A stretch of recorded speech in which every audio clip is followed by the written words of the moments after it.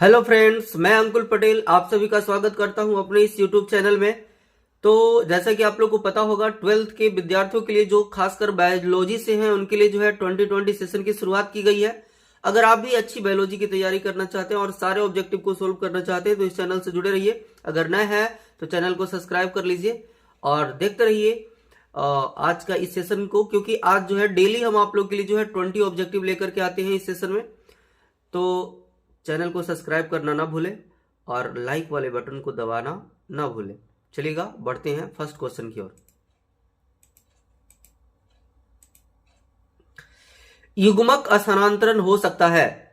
युग्मक स्थानांतरण हो सकता है किसके द्वारा हो सकता है? जल के द्वारा, वायु के द्वारा, हवा के द्वारा, इन सभी के द्वारा। तो जल्दी से आप लोग एक लाइक वाला बटन को दबा दीजिए और इसका सही जवाब देने का कमेंट बॉक्स में प्रयास कीजिए।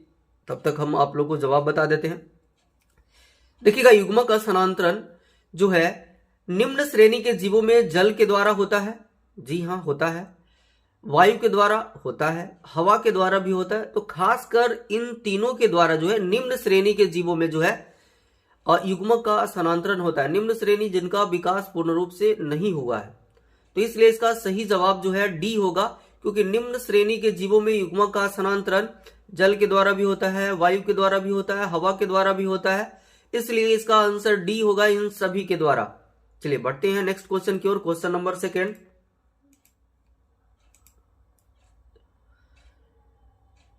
स्तनधारी के शुक्राणु के मध्य, स्तनधारी के शुक्राणु के मध्य भाग में क्या पाया जाता है? जो स्तनधारी, जैसे कि हम लोग भी स्तनधारी में आते हैं, यानी कि जो जीव अपने बच्चे को दूध पिलाते हैं या जिनमें स्तन पाया जाता है, स्तन ग्रंथि जिसको हम लोग मेमरी ग्लैंड के नाम से जानते हैं, जिनमें मेमरी ग्लैंड या स्तन पाया जाता है उसको स्तनधारी के अंतर्गत रखा गया। या सिंपल भाषा में बोला जाए तो जो जीव अपने बच्चे को दूध पिलाते हैं उसको हम लोग जो है स्तनधारी के अंतर्गत रखते हैं। तो स्तनधारी का जो शुक्राणु होता है उसके मध्य में क्या पाया जाता है? केंद्रक पाया जाता है, रसधानी पाया जाता है, सेंट्रियोल पाया जाता है, सेंट्रियोल, या 4 नंबर में है माइटोकॉन्ड्रिया। तो आप लोग को बताया गया था कि शुक्राणु का सबसे महत्वपूर्ण भाग जो होता है मध्य भाग होता है, और इसलिए इसको महत्वपूर्ण कहा जाता है क्योंकि उसमें माइटोकॉन्ड्रिया पाया जाता है। और कैसा माइटोकॉन्ड्रिया? तो स्पाइरल माइटोकॉन्ड्रिया पाया जाता है। और ये माइटोकॉन्ड्रिया जो है शुक्राणु को पोषण प्रदान करने का या ऊर्जा प्रदान करने का काम करता है। पोषण नहीं, ऊर्जा बोलेंगे, ऊर्जा प्रदान करने का काम करता है। और तो याद रखिएगा, शुक्राणु के मध्य भाग में जो है माइटोकॉन्ड्रिया पाया जाता है और माइटोकॉन्ड्रिया जो है शुक्राणु को ऊर्जा प्रदान करता है। चलिएगा बढ़ते हैं नेक्स्ट क्वेश्चन की ओर। Question number 3। निम्न में से किसमें बाह्य निषेचन होता है? निम्न में से किसमें बाह्य निषेचन होता है? पहला मेढक, दूसरा हिरन, तीसरा मनुष्य और चौथा घोंघा। तो देखते हैं नीचे से। सबसे पहले घोंघा, नीचे डी में। तो घोंघा में जो है आप लोग को बता दें, इसमें आंतरिक निषेचन की क्रिया होती है। मनुष्य में भी आंतरिक निषेचन की क्रिया होती है और हिरन में भी आंतरिक निषेचन की क्रिया होती है। बच गया मेढक। तो जी हाँ, मेढक में जो है बाह्य निषेचन यानी कि शरीर के बाहर निषेचन होता है, यानी कि इसमें नर युग्मक और मादा युग्मक का संलयन शरीर के बाहर खास करके जल में होता है। तो ये चीजें याद रखिएगा और इसका सही आंसर जो है ए हो जाएगा। तो बढ़ते हैं नेक्स्ट क्वेश्चन की ओर। Question number 4। क्वेश्चन नंबर 4 में है डीएनए अणु के साइटोसिन 18% है, तो एडेनिन की प्रतिशत क्या होगी? तो इसमें देखिएगा क्या हो सकता है। जैसे देख लीजिए, मान लिया जाए साइटोसिन जो है आपका 18%। तो आप लोग को पता होगा C बराबर जो है G होता है, यानी कि C प्रतिशत बराबर G प्रतिशत होता है। तो इसलिए इसका एक फॉर्मूला होता है क्या? तो G प्लस A बराबर 50%, यानी कि G% बराबर A% बराबर 50%। अब G का मान जो है यहाँ पे बोल सकते हैं जितना C है, क्योंकि G बराबर C होता है, तो जितना C है उतना ही G होगा, यानी कि 18%। तो इसको जो है A बराबर जो है 50 माइनस 18% कर सकते हैं, या 50% माइनस 18%। यहाँ पे जो है आपका मान निकल करके आ जाएगा 32%। तो ऑप्शन में देखिएगा 32% होगा। तो इसका सही जवाब जो है क्या हो जाएगा? तो याद रखिएगा इसका सही जवाब जो है डी हो जाएगा। बढ़ते हैं नेक्स्ट क्वेश्चन की ओर। मेरा तो लैपटॉप ही खराब हो जाएगा ऐसे बताए।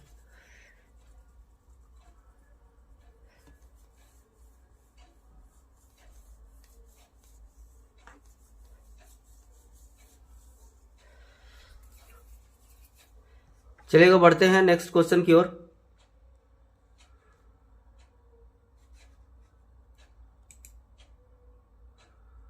इनमें किसमें जल माध्यम से निषेचन होता है? जलीय माध्यम में निषेचन होता है या जल माध्यम से या जल के द्वारा जो है निषेचन होता है? तो शैवाल में होता है, टेरिडोफाइट्स में होता है, ब्रायोफाइट्स में होता है, इन सभी का। तो याद रखिएगा शैवाल में जो जी हाँ जल के द्वारा जो है निषेचन होता है या जल माध्यम में निषेचन होता है, या टेरिडोफाइट में भी होता है, ब्रायोफाइट में भी होता है। ये तीनों में जो है जल माध्यम से निषेचन होता है, यानी कि जल के द्वारा जो है शुक्राणु और अंडाणु आपस में मिलते हैं और फिर निषेचन की क्रिया होती है, और इसलिए इसका सही आंसर जो है डी हो जाएगा। बढ़ते हैं नेक्स्ट क्वेश्चन की ओर। Question number 6। पादप प्रजनन जो उच्च गुणवत्ता खनिज, विटामिन तथा प्रोटीन से भरपूर होता हो कहलाता है। तो बताया जाता है बाबू कि ये जो है डिफिनीशन ही इसका एक होता है कि वैसी प्रक्रिया यह एक नवीनतम प्रक्रिया होता है जिसमें जो है पादप एवं फसलों के गुणवत्ता में वृद्धि किया जाता है। तो उसको हम लोग जो है बायोफोर्टिफिकेशन बोल देते हैं। क्या बोल देते हैं? बायोफोर्टिफिकेशन।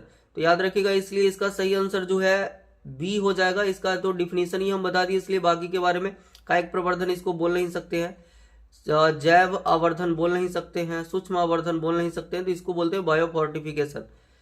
तो इसका सही जवाब जो है बी होगा। बढ़ते हैं नेक्स्ट क्वेश्चन की ओर। Question number 7। अगैब में वर्धी प्रजनन होता है। अगैब में वर्धी का मतलब होता है कायिक प्रजनन। तो बताइएगा अगैब में जो है वर्धी प्रजनन किसके द्वारा होता है? बुलबिल के द्वारा होता है, संकर के द्वारा होता है, अस्टोलन के द्वारा होता है, या राइजोम के द्वारा होता है? क्या होगा? राइजोम के द्वारा नहीं होता है। राइजोम के द्वारा अदरक, हल्दी और केला में होता है। अस्टोलन ये भी नहीं होगा, और संकर ये भी नहीं होगा, या शक्कर दिया हुआ है, संकर नहीं है शक्कर है, इसके द्वारा भी नहीं होता है। तो खासकर जो है अगैब में बुलबिल के द्वारा होता है। ये VBI है बाबू, ये पॉइंट में भी लिखवाते हैं हम क्लासरूम में, तो याद रखिएगा अगैब में जो है मतलब कायिक प्रजनन किसके द्वारा होता है? तो बुलबिल के द्वारा होता है। बढ़ते हैं नेक्स्ट क्वेश्चन की ओर। Question number 8। कोनिडिया किसकी अलैंगिक संरचना है? कोनिडिया किसकी अलैंगिक संरचना है? तो आपको बता दें कोनिडिया के द्वारा जो है अलैंगिक जनन पेनिसिलियम में होता है। पेनिसिलियम में जो है कोनिडिया यानी कि कई प्रकार के छोटे छोटे जो है सेल्स जैसे संरचना का निर्माण होता है, जिसको हम लोग कोनिडिया बोल देते हैं। ये खास करके पेनिसिलियम में बनता है। तो इसलिए कोनिडिया के द्वारा जो है अलैंगिक जनन जो है किसमें होता है? पेनिसिलियम में होता है। तो इसका सही जवाब बी होगा। बढ़ते हैं नेक्स्ट क्वेश्चन की ओर। ये परिवर्तन जो लार्वा को वयस्क में परिवर्तित कर देते हैं कहलाते हैं, या वे परिवर्तन जो लार्वा को वयस्क में परिवर्तित कर देते हैं कहलाते हैं? मेटाजेनेसिस, एकांतरण, कायांतरण और मेटास्टेसिस। मेटास्टेसिस तो दो भाई, एक मेटाजेनेसिस है।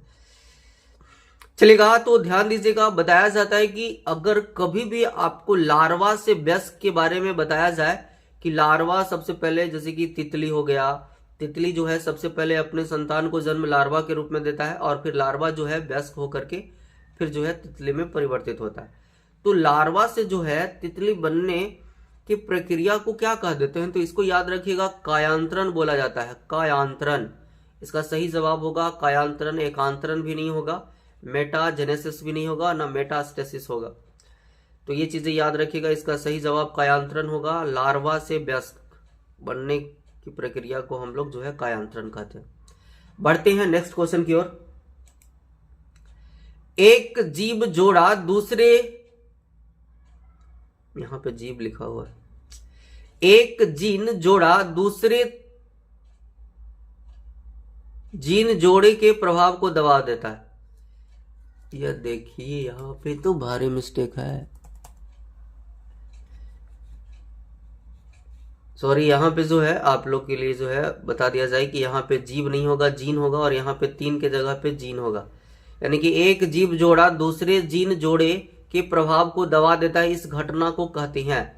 याद रखिएगा इसमें जो है क्या होगा, एक जीन, जी और ना, जीन होगा, जीन जोड़ा दूसरे जीन जोड़े को प्रभाव को दबा देते हैं, इस घटना को क्या कहते हैं? क्या कहते हैं जी बताइएगा? इस घटना को इनमें से कोई नहीं बोलेंगे, उत्परिवर्तन बोलेंगे, प्रभाविता बोलेंगे या एपिस्टेसिस। तो आपको बता दें उत्परिवर्तन जब जीन के संरचना में परिवर्तन होता है, प्रभाविता जो मतलब किसी लक्षण को दबाने का काम करता है। इसमें एक जीन जोड़ा दूसरे जीन जोड़े को दबा रहा है, बात समझ गए ना। तो इसका सही आंसर होगा एपिस्टेसिस, या हाँ वही एपिस्टेसिस होगा या अस्टोसिस जिसको बोल सकते हैं, एपिस्टोसिस इसका सही जवाब होगा, यानी कि फर्स्ट सही आंसर होगा। चलेगा, तो बढ़ते हैं नेक्स्ट क्वेश्चन की ओर। क्वेश्चन नंबर 11, द्विविखंडन किसमें पाया जाता है?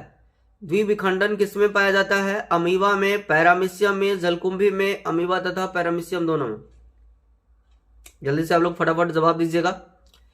तो इसका सही जवाब है अमीबा में होगा भी, पैरामीशियम में भी होगा, दोनों में जो है द्विविखंडन के द्वारा ही अलैंगिक जरण की क्रिया होती है, इसलिए इसका सही आंसर डी हो जाएगा, क्योंकि डी में जो है अमीबा पैरामीशियम दोनों दिया हुआ है, तो इसलिए इसका सही आंसर डी होगा। अमीबा और पैरामीशियम में द्विविखंडन होता है, जी हाँ। बढ़ते हैं नेक्स्ट क्वेश्चन की ओर। क्वेश्चन नंबर 12, विषाणु किन से बना होता है? विषाणु जो है किन से बना होता है? प्रोटीन से, प्रोटीन तथा न्यूक्लिक अम्ल से, लिपिड तथा प्रोटीन से, डीएनए और आरएनए से। तो आपको बता दें हम कि विषाणु जो है, विषाणु का जो बाहरी कवच होता है वो प्रोटीन का बना होता है और उसके अंदर जो है डीएनए या आरएनए यानी कि न्यूक्लिक अम्ल प्रेजेंट होता है, यानी कि विषाणु जो है प्रोटीन और न्यूक्लिक अम्ल से बना होता है, इसलिए इसका सही जवाब जो है क्या हो जाएगा? तो बी हो जाएगा, इसका सही जवाब बी होगा। बढ़ते हैं नेक्स्ट क्वेश्चन की ओर। क्वेश्चन नंबर 13, युग्मक सामान्यतः किस प्रकार के होते हैं? एम ऐसे लिखा हुआ है। युग्मक सामान्यतः किस प्रकार के होते हैं? हैप्लॉइड यानी कि एक गुणक, डिप्लॉइड यानी कि द्विगुणक, पॉलीप्लॉइड यानी कि बहुगुणक, या नलीप्लॉइड यानी कि अगुणक। तो बताइएगा आप लोग युग्मक क्या होता है जी? तो आप लोग को पता होगा युग्मक अगुणित होता है, यानी अगुणित को इंग्लिश में बोलते हैं हैप्लॉइड या एक गुणक बोलते हैं, इसलिए इसका सही जवाब जो है क्या हो जाएगा? ए हो जाएगा, यानी कि पहला जो है आंसर होगा। क्यों? क्योंकि युग्मक में गुणसूत्रों की संख्या आधी होती है, यानी कि युग्मक में गुणसूत्र जोड़ा के रूप में नहीं पाया जाता है, इसलिए उसको हैप्लॉइड बोलते हैं, अगुणित बोलते हैं। अगर गुणसूत्र कोशिका में जो है पेयर के रूप में यानी कि जोड़ी के रूप में पाया जाए तब उसको डिप्लॉइड बोलते हैं, लेकिन अगर पेयर के रूप में नहीं पाया जाए तब उसको हैप्लॉइड बोलते हैं। और युग्मक में गुणसूत्र जो है पेयर यानी कि जोड़ी के रूप में नहीं पाया जाता है, इसलिए इसका सही आंसर जो है ए हो जाएगा। बढ़ते हैं नेक्स्ट क्वेश्चन की ओर। क्वेश्चन नंबर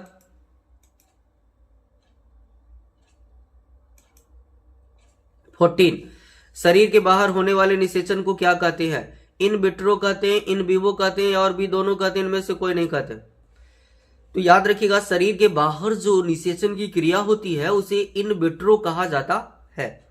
शरीर के अंदर होगा तो उसको इन विवो कहा जाता है, अगर शरीर के बाहर होता है तो इन विट्रो कहा जाता है। तो इसका सही जवाब ए हो जाएगा। बढ़ते हैं नेक्स्ट क्वेश्चन की ओर।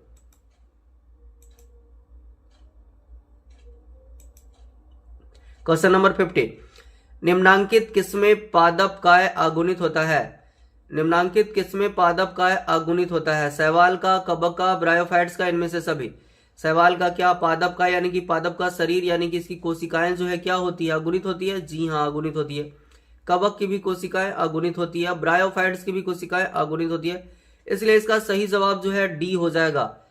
तो इसका सही जवाब डी, यानी कि सभी का जो पादपकाय होता है वो अगुणित होता है, यानी कि गुणसूत्रों की संख्या जो है पेयर के रूप में मौजूद नहीं होता है। चलिएगा बढ़ते हैं। बीजाणु द्वारा जनन करने वाले पौधे जैसे मॉस, फर्न सामान्यतः किस समूह में रखे जाते हैं? तो याद रखिएगा बीजाणु के द्वारा जनन जो है खास करके मॉस, फर्न इत्यादि में होता है और इसलिए इसको जो है क्रिप्टोगेम्स में रखा गया है। तो ये चीजें याद रखिएगा, जो बीजाणु के द्वारा जनन करते हैं उनको जो है क्रिप्टोगेम्स में रखा जाता है, इसलिए इसका सही जवाब सी होगा। तो बढ़ते हैं नेक्स्ट क्वेश्चन की ओर, बिना देर किए हुए बढ़ते हैं नेक्स्ट क्वेश्चन की ओर। चलिएगा, एक स्क्रीन पे लगा दिया गया है एक और बेहतरीन क्वेश्चन, और आप बताइएगा इनमें कौन ठहरे हुए पानी में उगकर ऑक्सीजन खींच लेता है? ठहरे हुए पानी में, तो याद रखिएगा हाइड्रीला जी नहीं, कमल नहीं होगा, धान पानी में तो पाया ही नहीं जाता। याद रखिएगा जलकुंभी, और वो भी ठहरे हुए, ठहरे मतलब स्थिर जल जिसमें धारा नहीं बहता है, उसमें खासकर जलकुंभी पाया जाता है। देखिएगा आप लोग जहां पे जल का जमाव रहेगा, धारा वगैरह नहीं बहेगा, वहां पे जलकुंभ भी उग जाता है। और ये जो है जलकुंभ भी ठहरे हुए पानी में उग करके जो है वहां के जल में घुलनशील या जल में उपस्थित ऑक्सीजन को खींच लेता है। तो इसका सही जवाब ए हो जाएगा। तो बढ़ते हैं नेक्स्ट क्वेश्चन की ओर। क्वेश्चन नंबर 18, इनमें से कौन नर युग्मक के संयोजन कर भ्रूणपोष बनाता है? इनमें से कौन नर युग्मक के संयोजन कर भ्रूणपोष बनाता है? नर युग्मक से संयोजन कर, तो बताइएगा। अनिषेचित अंड होगा, सहायक कोशिकाएं होगा, एंटीपोडल्स होगा, द्वितीयक केंद्रक। तो भ्रूणपोष के बारे में जब बात किया जा रहा है तो समझ लीजिए कि यहाँ पे जो है पादप के बारे में बात किया जा रहा है, क्योंकि पादप में ही भ्रूणपोष का निर्माण होता है। और भ्रूणपोष का निर्माण जो है बता दें आपको कि दूसरा नर युग्मक, यानी कि नर युग्मक यहाँ पे लिखा हुआ है लेकिन नर युग्मक तो लिख दिया है, तो दूसरा मादा कोशिका का नाम क्या होगा? तो याद रखिएगा द्वितीयक केंद्रक, क्योंकि आपको बताया गया था दोहरा निषेचन में जब पराग नली में उपस्थित दूसरा नर युग्मक एवं द्वितीयक केंद्रक जब आपस में संलयन करता है तब उसी को दोहरा निषेचन बोलते हैं और उसके पश्चात भ्रूणपोष का निर्माण होता है। तो इसका सही जवाब जो है डी हो जाएगा। बढ़ते हैं नेक्स्ट क्वेश्चन की ओर। क्वेश्चन नंबर 19, अत्यधिक एल्कोहल लेने से शरीर का कौन सा अंग सबसे ज्यादा प्रभावित होता है? अधिक एल्कोहल लेने से शरीर का कौन सा अंग सबसे ज्यादा प्रभावित होता है? फेफड़ा, यकृत, अमाशय, अश्लीन। तो आपको बता दें कि हमारे शरीर में जो है यकृत एक ऐसा अंग है जो विषैले पदार्थों का अवशोषण करता है। अगर ज्यादा दवाई खाते हैं फिर भी हमारे लीवर को खतरा है, यानी कि यकृत को खतरा है। अगर आप जो है ज्यादा एल्कोहल का भी सेवन करते हैं फिर भी जो है यकृत ही खराब होगा। तो याद रखिएगा अधिक एल्कोहल लेने से शरीर का जो है कौन सा भाग या कौन सा अंग प्रभावित होता है? तो बी हो जाएगा, यानी कि यकृत प्रभावित होता है, यानी इसी को लीवर बोलते हैं। चलेगा, बढ़ते हैं आज की लास्ट क्वेश्चन की ओर। क्वेश्चन नंबर 20, जनक समान जीव प्राप्त हो सकता है, जनक के समान जो है जीव प्राप्त हो सकता है बीज से, युग्मनज से, युग्मकों से, विखंडन से। तो बताइए बीज से जो है एकदम पेरेंट के जैसा यानी कि जनक के जैसा संतान उत्पन्न हो सकता है? जी नहीं। युग्मनज से तो कोई जरूरी नहीं है कि एकदम पेरेंट के जैसा ही जो है संतान प्राप्त होगा युग्मनज से। युग्मक से पॉसिबल नहीं है।